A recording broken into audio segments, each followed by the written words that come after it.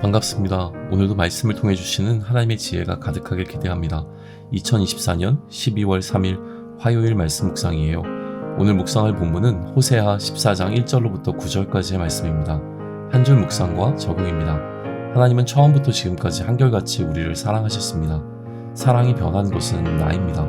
사랑이 변했다는 것은 나를 사랑하는 것이 기쁨이셨던 하나님의 즐거움을 빼앗은 것이죠.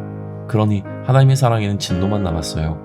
하나님이 진노가 아니라 기쁨으로 나를 사랑하실 수 있도록 하는 유일한 방법은 회개입니다. 하나님께 나아가 나의 잘못을 회개하고 그 회개에 합당한 삶을 살아내겠노라고 결단하는 오늘이 되길 소망합니다. 본문을 읽겠습니다. 이렇게 기록되어 있어요. 이스라엘아, 내 하나님 여호와께로 돌아오라. 내가 불의함으로 말미암아 엎드러졌느니라. 너는 말씀을 가지고 여호와께로 돌아와서 아뢰기를 모든 불의를 제거하시고 선한 바를 받으소서. 우리가 수송아지를 대신하여 입술의 열매를 주께 드리나이다. 우리가 아수르의 구원을 의지하지 아니하며 말을 타지 아니하며 다시는 우리 손으로 만든 것을 향하여 너희는 우리의 신이라 하지 아니하리오니 이는 고아가 주로 말미암아 국류를 얻었음이니라 할지니라. 내가 그들의 반역을 고치고 기쁘게 그들을 사랑하리니 나의 진노가 그에게서 떠났음이니라. 내가 이스라엘에게 이슬과 같으리니 그가 백합화같이 피겠고 레바논 백향목같이 뿌리가 바뀔 것이라. 그의 가지는 퍼지며 그의 아름다움은 감람나무와 같고 그의 향기는 레바논 백향목 같으리니 그 그늘 아래 거주하는 자가 돌아올지라. 그들은 곡식같이 풍성할 것이며 포도나무같이 꽃이 필 것이며 그 향기는 레바논의 포도주같이 되리라. 에브라임의 말이 내가 다시 우상과 무슨 상관이 있으리요 할지라. 내가 그를 돌아보아 대답하기를 나는 푸른 잣나무 같으니 내가 나로 말미암아 열매를 얻으리라 하리라. 누가 지혜가 있어 이런 일을 깨달으며 누가 총명이 있어 이런 일을 알겠느냐. 여호와의 도는 정직하니 의인은 그 길로 다니거니와 그러나 죄인은 그 길에 걸려 넘어지리라. 해설입니다. 호세아서의 마지막 장이에요. 호세아는 끝까지 이스라엘을 향해 하나님께 돌아오라고 부르짖고 있습니다. 이스라엘이 호세아의 이 외침을 들었을 때 이들은 이미 불의함으로 인해 하나님의 진노를 받은 후입니다. 이스라엘에게 필요한 것은 하나님 앞에서 회개하는 것이었습니다. 회개는 하나님 앞에 불의를 인정하고 긍휼을 구하는 것입니다. 호세아는 하나님 앞에 나아가 제물이 아니라 회개를 드린다고 말을 하라고 해요. 아울러 주변 강대국인 아수르를 의지하거나 말을 타는 것으로 상징되는 자신들의 군사력을 의지하거나 자신들의 손으로 만든 우상을 신이라고 부르며 의지하지 않겠다고 다짐하라고 하죠. 다시는 하지 않겠다고 말이에요. 이렇게 회개할 때 하나님은 이스라엘을 기쁘게 사랑하신다고 말씀하십니다. 이제까지 이스라엘을 사랑하지 않으셨던 것은 아닙니다. 사랑하시기 때문에 이렇게 진노하셨던 것이죠.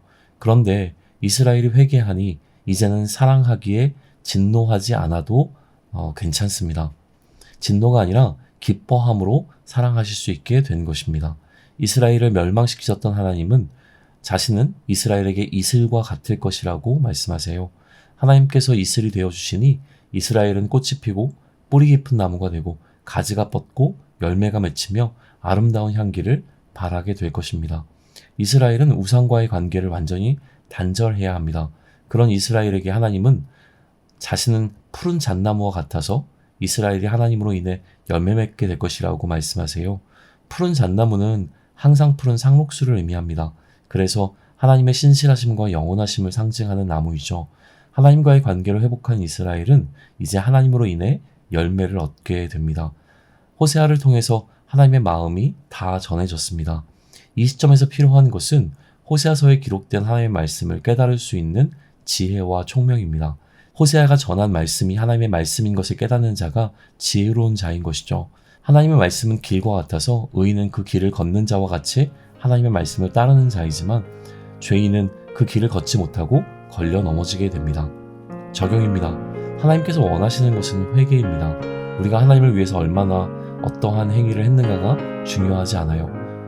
얼마나 예배에 많이 참석했고 얼마나 많이 헌금을 했고 얼마나 많이 봉사를 했고 얼마나 많이 교회 활동에 참여했는가 등은 중요하지 않아요. 내가 하나님을 위해서 했다고 하는 모든 행위보다 지금 가장 요구되는 것은 회개의 고백입니다. 회개는 하나님과 나의 관계가 나로 인해 문제가 있다는 것을 인정하는 것입니다. 내가 하나님을 떠났을 때도 하나님은 나를 계속 사랑하셨어요. 그 사랑이 때로는 진노와 같은 방식으로 찾아왔지만 여전히 하나님은 사랑하셨습니다. 하나님은 진노를 위해 사랑하신 것이 아니라 사랑을 위해 진노하신 것이고, 사랑은 가장 깊고 온전한 관계를 의미하는 단어이기에 회개를 통해 하나님과의 관계를 회복하면 이제 남은 것은 그 사랑의 기쁨을 누리는 것입니다. 하나님의 마음이 느껴져요. 하나님은 우리를 마지못해 사랑하신 것이 아니었습니다. 그래도 내가 창조했으니 어떻게든 사랑해 보려 하신 것도 아니죠.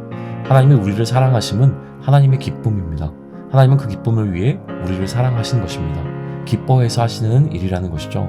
그런데 우리가 하나님과의 관계를 소홀히 하거나 끊어내게 되어지면, 그래서 하나님과의 사랑으로 멀어지게 되면 우리를 사랑하시는 하나님의 사랑에서 기쁨이 사라지게 됩니다. 남아있는 것은 기쁨이 사라진 사랑인 진노인 것이죠. 우리가 하나님의 기쁨을 빼앗은 것입니다.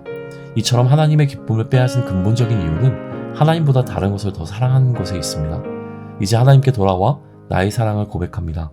이 사랑의 고백에는 두 가지가 필요해요. 하나는 나의 잘못에 대한 인정이고요. 다른 하나는 회개에 합당한 변화를 하겠다라고 하는 다짐입니다. 다시는 그렇게 하지 않겠다는 선언이 필요한 것이죠. 행위가 우리의 회개를 보장하지는 못하지만 회개는 그에 합당한 삶의 변화를 반드시 가져오기 때문입니다.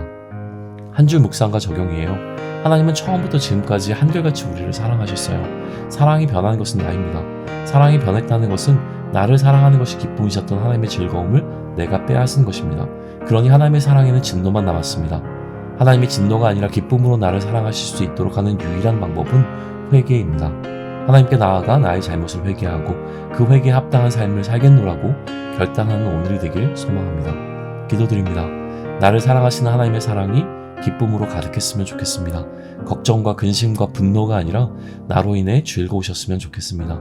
하나님이 아닌 다른 것을 사랑함으로 하나님의 마음을 불편하게 하고, 그래서 하나님의 기쁨을 빼앗는 오늘이 되지 않기를 원합니다. 어제보다 오늘 주님을 더 사랑할 수 있도록 도와주세요. 예수님의 이름으로 기도드립니다. 아멘.